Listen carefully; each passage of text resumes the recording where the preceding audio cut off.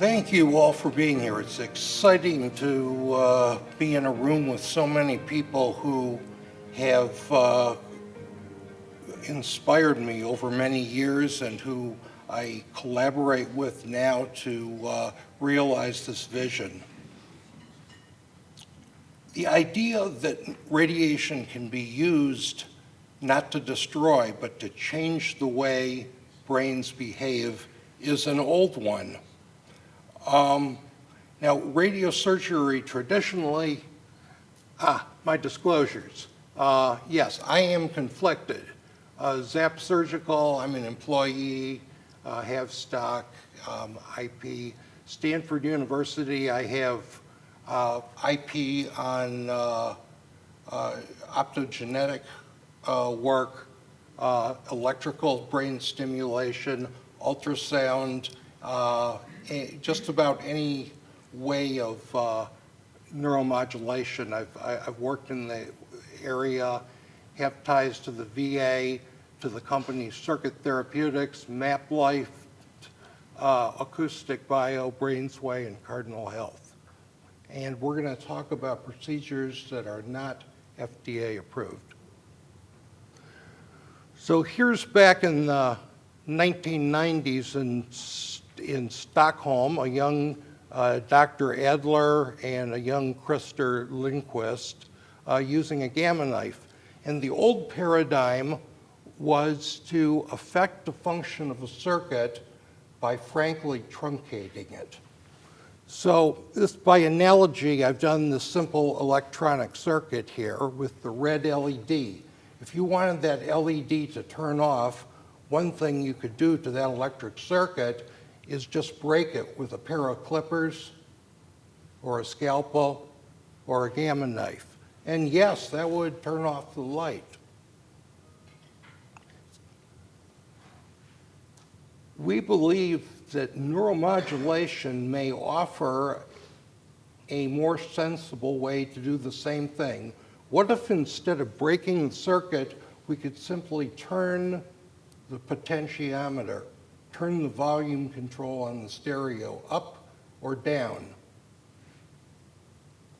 And here in this diagram, we show the core and shell of the nucleus accumbens, which will come back into focus as the day progresses. Long history of interest in functional uses of radiation. X-rays were discovered by Roentgen in 1895. In 1896, Becquerel found radiation coming off of uranium isotopes.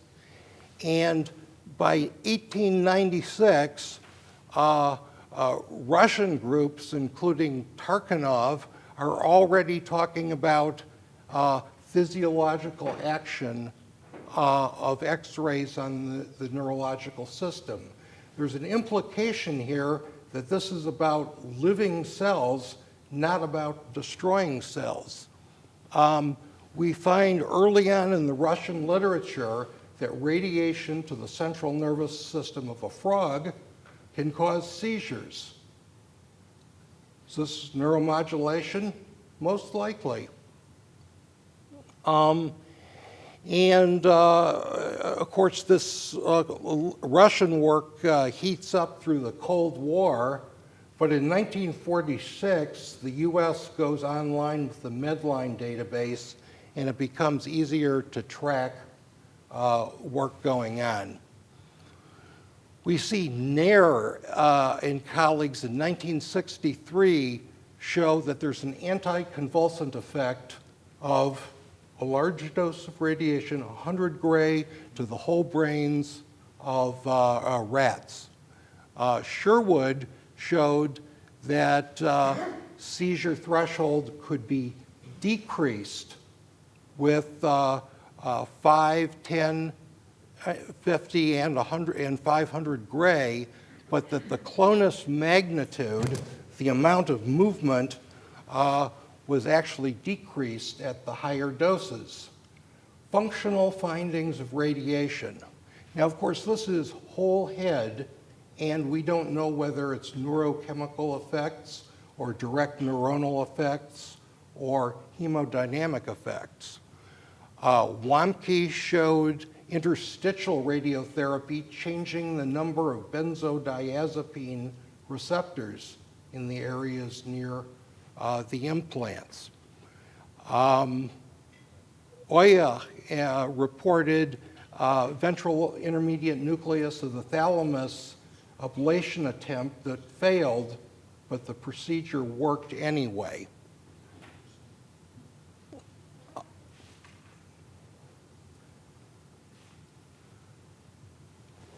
Here's Nair showing the very high dose, of course. This was animals died in 6 to 8 days later, but finding the anticonvulsant effects kicking in after 100 gray. And there is Sherwood. You see the control line, which is a seizure threshold, continues to go higher over time for control animals, while seizure threshold comes down in the animals that were irradiated, even though the clonus decreases at the high rates. Lowe et al. At Lawrence Berkeley Laboratory found that white matter tracts were preferentially damaged by the heavy radiation, and that there was an extensive metabolic suppression seen on PET with the irradiation. Professor Adler and I have collaborated with biology department at Stanford and William Gilley and done direct single-cell assessments of radiation effects in the classic model of the giant squid. And we found that high doses of radiation, and a squid tolerates high doses, above 100 gray, up to 300 gray, acutely changes the shape of the action potential in a manner suggestive of potassium channel changes occurring. So the action potential gets shortened and the signal gets less likely to propagate from the irradiated neuron to the downstream neuron. Generalizations about this basic work that we hope to improve on, and some of our speakers today will tell us about work that improves on this, is that the early work, the volumes are large. I showed you the narrow volumes. Many of these were whole bodies or in utero irradiation of a fetal mouse inside the mother as it's irradiated. Targeting's imprecise and follow-up times tend to be short. We know that to have a durable clinical effect, we need to go much longer. And we're going to hear from some of these pioneers that have gone much longer follow-up times today. Clinical observations. Later, we're going to be hearing from Professor Raji, and I'm not going to take his thunder because he's one of the early people to observe these. But a few of them that I did want to mention is Professor Adler back in the days when he was my mentor and boss in the Radiosurgery Fellowship, told me that about 10% of patients with severe trigeminal neuralgia would lie on the table to get the radiosurgery and would come off immediately pain-free. This is not about the 5 R's of classic radiation. No, there's been no time for cells to die. Yet something has happened in those nerves to render them painless. Certainly, there is a neuromodulation effect. We're going to hear more about that today from Professor Raji. Generalizations about the older clinical literature that we need to do better with is these use either small volumes with high doses, for example, 140 gray in a 4 millimeter isocentric gamma knife lesion specifically intended to ablate a white matter tract. It's a high dose in the small volume. Or we see these moderate doses in very large volumes that are histologically abnormal. How much can we draw from the irradiation of a tumor which is not normal tissue?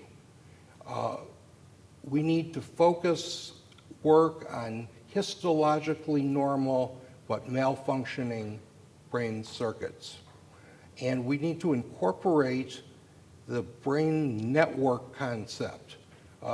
In the old days, we thought of one structure as being the center of hunger, the center of addiction, the center of depression. Now we know it's the complex dialogue that goes on across the brain between these regions. And we can modify that dialogue much like we hope to learn from one another in this dialogue today.